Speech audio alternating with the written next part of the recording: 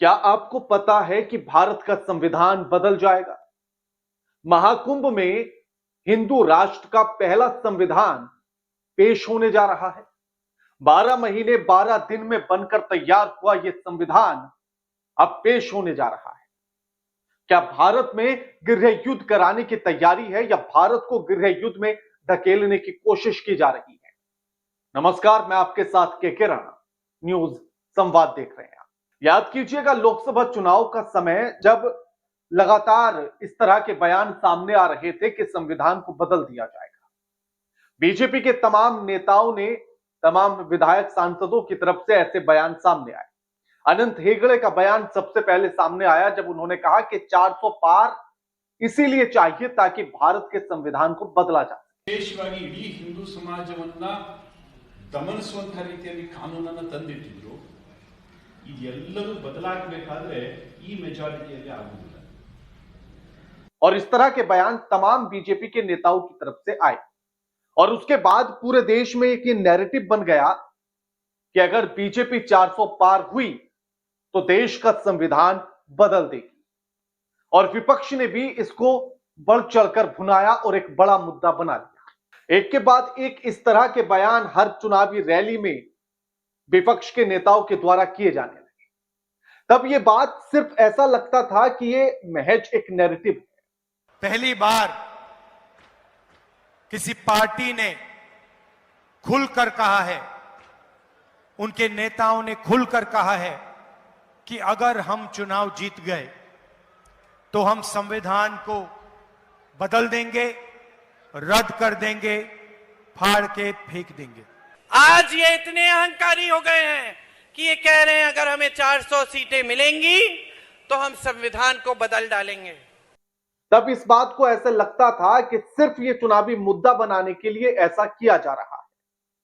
लेकिन अब जब महाकुंभ में हिंदू राष्ट्र का संविधान पेश करने की बात निकलकर सामने आई तो ऐसा लगने लगा कि कहीं यह बात सच तो नहीं हो रही है। और आप खुद सोचिए कि जितनी बातें विपक्ष के नेता कर रहे थे, क्या वो सिर्फ माहौल बनाया जा रहा था या उन्हें भी अंदर की भनक ये लग चुकी थी? क्योंकि यह संविधान, जो हिंदू राष्ट्र का संविधान पेश होने जा रहा है, उसे तैयार करने में 12 महीने 12 दिन का समय लगा है। तो यानी कि लोकसभा चुनाव से पहले से इसकी तैयारी चल रही थी और इस बात की भनक क्या विपक्ष को थी और इसीलिए विपक्ष क्या लगातार इसी बात पर जोर दे रहा था। आपने इनकी बातें सुन ली हैं। अब ऐसे में एक और बड़ा सवाल यह कि आखिर इस हिंदू राष्ट्र के संविधान को पेश करने का मतलब क्या है? हिंदुओं का एक बड़ा धार्मिक आयोजन महाकुंभ और उसमें हिंदू राष्ट्र का संविधान पेश करना क्या सही है? अगर कल कोई दूसरा धर्म उठकर अपने किसी धार्मिक आयोजन में अपना इसी तरह से संविधान लागू करने लगा या पेश करने लगा और उसे लागू करने की मांग करने लगा, तो क्या देश और देश की सरकार ऐसे ही मौन रहेगी जैसे हिंदू राष्ट्र संविधान के नाम पर है? तो कहीं ऐसे में गृह युद्ध की तरफ इस भारत को धकेलने की कोशिश तो नहीं? और जो बातें इसको लेकर कही जा रही हैं, तो क्या वो चीजें मौजूदा संविधान में नहीं है? ये एक बड़ा सवाल है। अब जैसे संविधान समिति के संरक्षक हैं शांभवी पीठाधीश्वर स्वामी आनंद स्वरूप महाराज, और उन्होंने कहा कि 2035 तक हिंदू राष्ट्र बनाने की घोषणा करने का लक्ष्य रखा गया। फिर वो कहते हैं कि देश तब भी गणराज्य होगा, यानी कि अभी के संविधान के आधार पर भी गणराज्य और तब भी होगा। तो फर्क क्या? वसुधैव कुटुंबकम और सर्वे भवन्तु सुखिन संविधान की मूल भावना हो। राम राज्य, कृष्ण राज्य, मनुस्मृति और चाणक्य के अर्थशास्त्र को आधार बनाया गया है। चुनाव के आधार पर राष्ट्र प्रमुख का चयन होगा, दूसरे धर्म के अनुयायियों के खिलाफ नहीं होगा, सभी को रहने का अधिकार मिलेगा, राष्ट्र विरोधी गतिविधियों पर सख्त दंड का विधान होगा। तो ये सब तो अभी भी है, फिर इसमें बदलेगा क्या? संविधान निर्माण समिति के अध्यक्ष हैं डॉक्टर कामेश्वर उपाध्याय।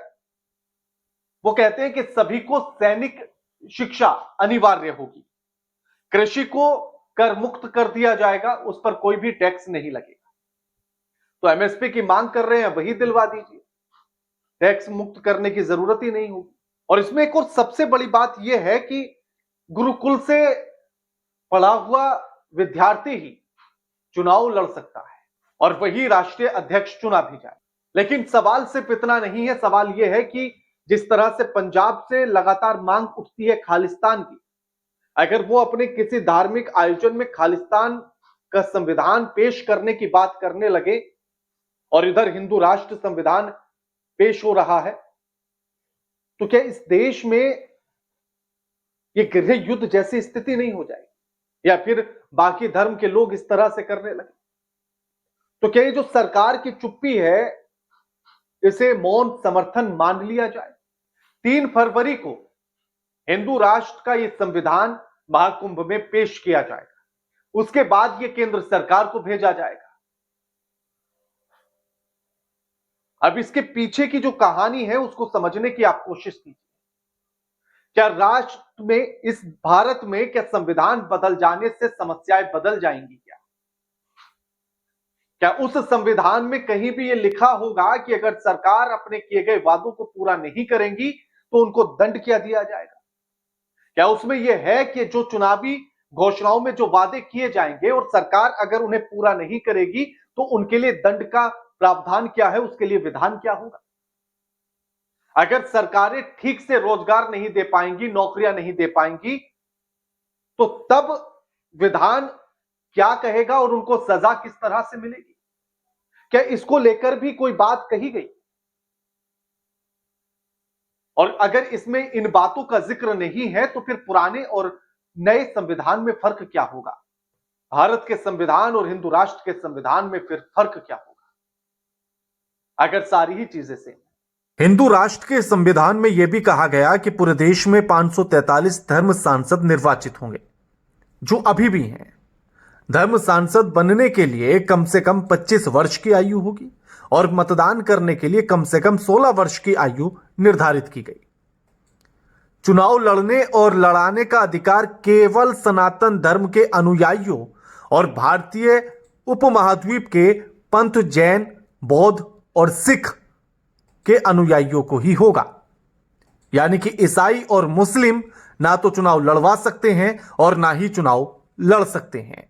फिर यह संविधान में एकता की भावना कहां है? वसुधैव कुटुंबकम की भावना कहां है? तो क्या देश को तोड़ने के लिए संविधान को लाया? जो हिंदू या हिंदू राष्ट्र की बात कर रहे हैं उससे फायदा किसे होगा, एक बड़ा सवाल यह भी है। नुकसान किसे है उसको छोड़ दीजिए, लेकिन फायदा किन किन को पहुंच रहा है इस पर ध्यान जरूर दीजिए। और क्या उस फायदे की आड़ में सिर्फ देश का मूर्ख बनाने की कोशिश तो नहीं की जा रही? महाकुंभ जो पूरी दुनिया को एक संदेश दे रहा है, वहां इस तरह का संविधान पेश करना क्या मैसेज भेजता है? अमर उजाला की यह खबर है और जिसमें बताया गया कि 25 विद्वानों ने मिलकर इस संविधान को तैयार किया है 12 महीने 12 दिन में, और जिसमें उत्तर भारत से 14 विद्वान और दक्षिण भारत से 11 विद्वान शामिल किए गए।